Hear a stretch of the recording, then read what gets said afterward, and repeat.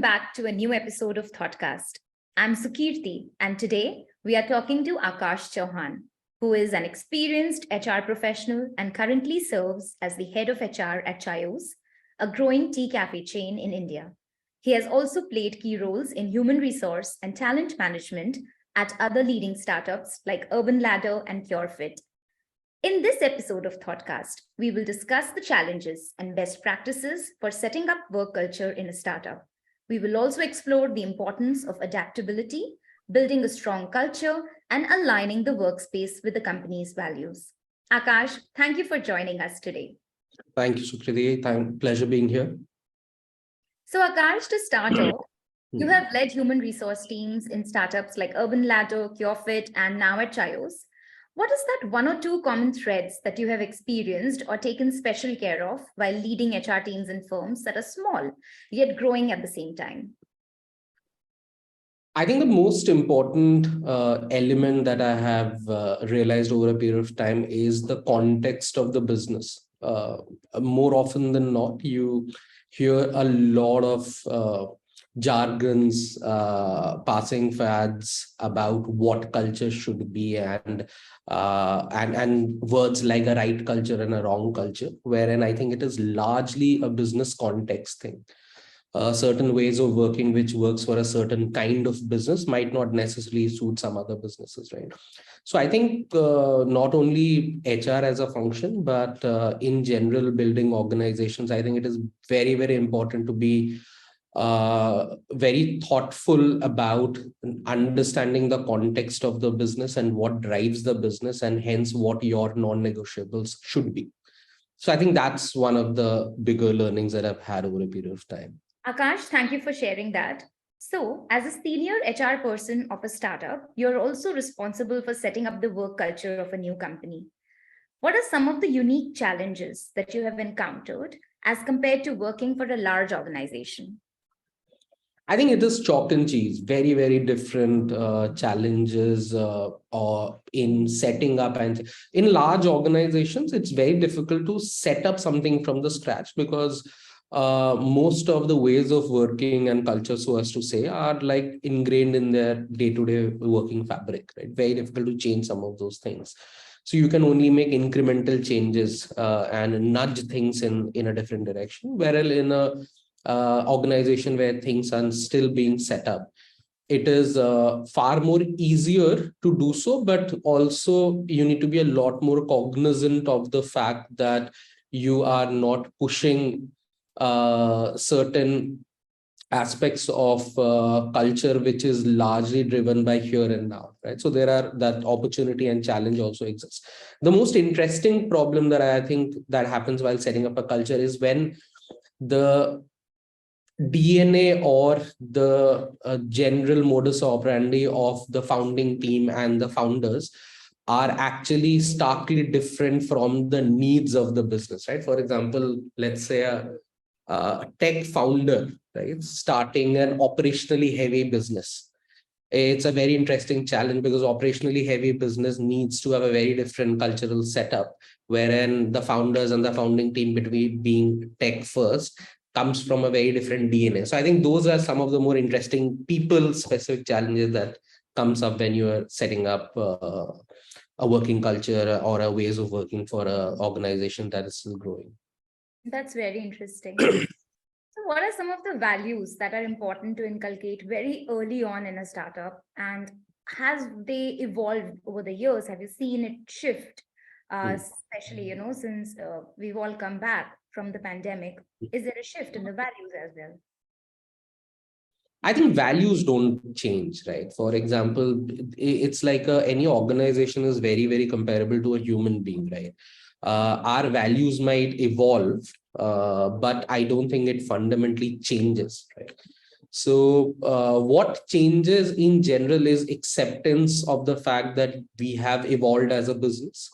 Our needs might change. So our ways of working or what I value in an individual today might be very different from what I value in an individual tomorrow. For example, somebody who is in a 0 to 1 journey will value hustle a lot more, right? wherein somebody who is into a 1 to 100 journey or closer to the 100 part of the journey will value a lot more thought leadership, value a lot more being able to predict. Some of the predictability becomes important. So I think that those are the changes at what the organization needs at a particular point of time changes. But the core value system, right? For example, a product organization being product first, customer facing organization being customer first, right? Things like being honest about it, right? Those are like intrinsic values. They don't change with scale. Those were some very relevant points. So, my next question is, one of the features for startups is the innovative yet vibrant open workspace as well. So, according to you, how crucial is that workspaces should look and feel in a certain way? Is it important to align the workspaces with the culture and values of the organization? So, yeah, I think it is important. I think every touch point is important when you're talking about what you stand for as an organization. Wherein I think what does vibrant means might differ, for example, and what does openness mean might differ. For example, and talk to any tech and product team, they'll tell you, right? People have been a big fan of no open workspaces, right? For the last decade or so. Talk to any function who actually have to sit and think through and do their day's work, they'll say it's noisy like hell, right? Wherein if you ask me where I come from, my initial professional thoroughbreeding was in a large MNC. I have been in love with this open culture because it's largely signifies that if your CEO is sitting next to you, it in general does away with a lot of power distance, which is generally associated with at least Indian or Southeast Asian corporate world, right? So I think there are pros and cons. I think it is important to think through this. So I think the recent change in the last 5-7 years that has happened is that people have actually started thinking about how your workspace contributes to your productivity.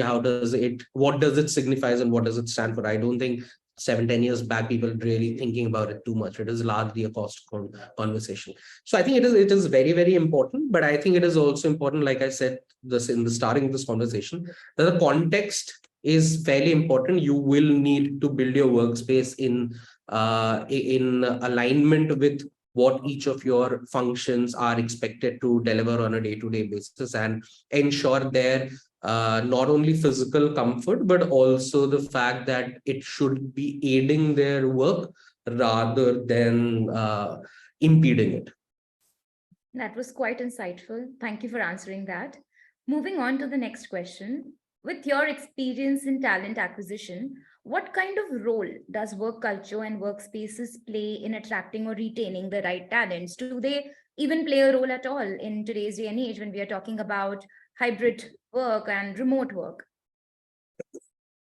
I think remote working, personally, I think, and this was my thought even when pandemic was at its peak, is that I don't think most of the organization will continue having remote working, right? Unless you are a very matured SaaS or tech only organization. I think you will eventually get to a situation where you will have people come to office at a certain point in time. And in that scenario, I think today your look and feel of the office, apart from the fact that it also represents who you are as an organization, I think plays a significant role. Now it has become at least one of those hygiene factors, right, that people look forward to when they're joining an organization. Now, whether they will quit because somebody has a fancier office, I don't know, and I don't think so. But definitely it will become a decision making factor if your office is at least to a bare minimum level in terms of what it represents, right? I think from a collaboration and perspective of talent attraction, I think it has become one of those things which you can't ignore today. So you necessarily need to be at least at a met expectation level, if not exceed expectation in those things. And increasingly, this will continue to be the trend because Indian organizations are largely operationally heavy.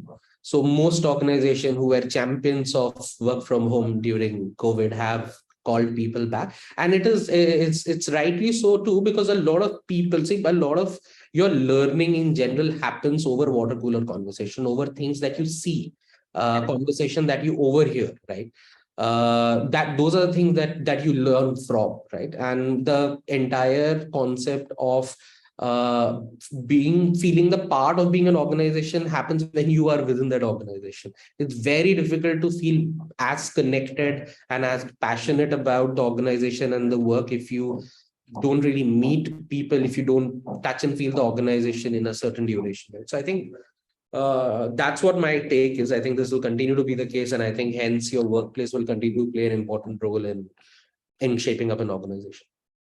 Wonderful. I think you've mentioned some very critical points here. And very quickly, we've reached the last part of our conversation today. And my last question for you is, can you please share 3 of your top learnings with our audience today on, what you can say are the, foundational things that, HR people should take care of when they are setting up the HR function in a startup? I think top and foremost is it is important to be good at heart. I think it is not spoken enough as a quality that is required for not only the people function, in general, anybody in a role which can influence somebody else's life, right? I think people underplay that part. In today's world, people are spending 8, 10, 9, whatever number of hours, right, working. It is at least 30-40% of your life, of your existence. And if you have the ability to impact somebody else's life, I would really, really want to hire people and who, at least in general, are good at heart. That solves a lot of problem. I think that's very critical.